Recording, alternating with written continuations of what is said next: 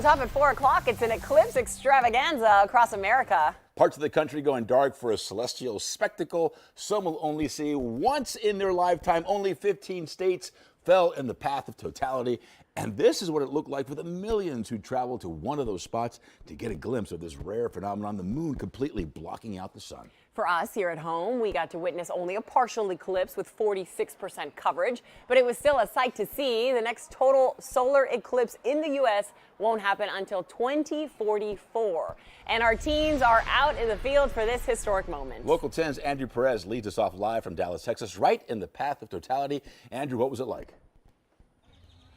Guys, it was incredible. You know, it's my job to describe situations like this, and it's really hard to do. I mean, you see the pictures, you see the videos, but I mean, it's a feeling at the end of the day when you're out here, when you're among everybody else, just looking up at the stars, seeing what's going on, and then to see how Mother Nature just sent these clouds running here in Dallas at the very last minute, making for an incredible show.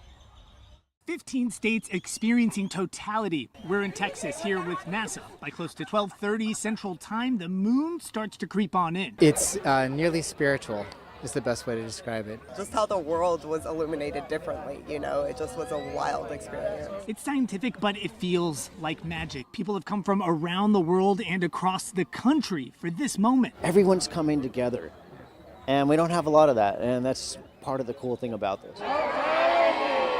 NASA conducts the big build-up. By close to 2, we have totality. It's just so touching. You know, it's something you'll never see again.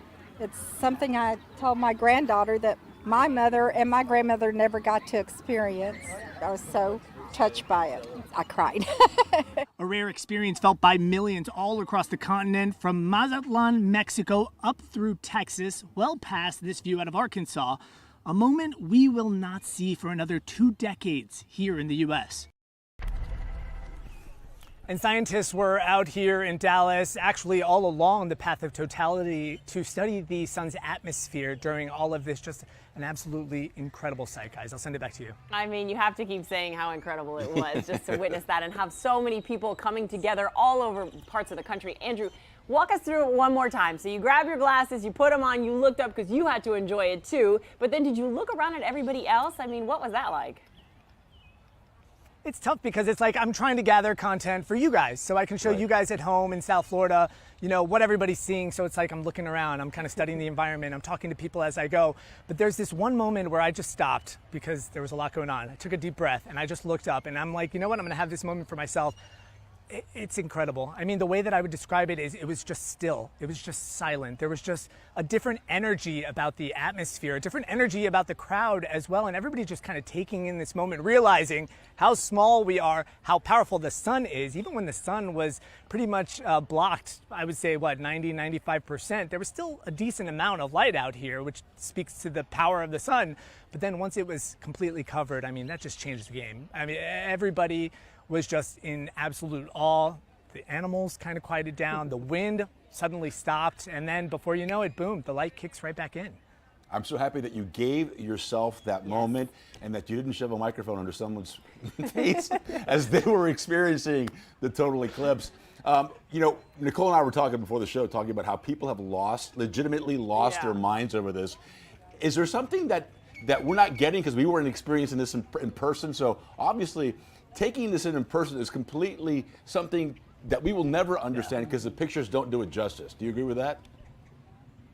You can study this all you want. You can watch as many videos as you want, and it's still interesting to see the videos, to see those pictures, but there's nothing that's going to prepare you for watching it in person. There's nothing that prepared me for watching this in person, and I've been reading up on this. I've been interviewing people leading up to the eclipse. I've been interviewing the tourists that have come into town over the last couple of days to bring stories to South Florida, but nothing prepares you for that moment, and that's the thing. It's such a quick moment. It was 4 minutes totality here, but it was a fleeting 4 minutes, and before you know it, it's light again.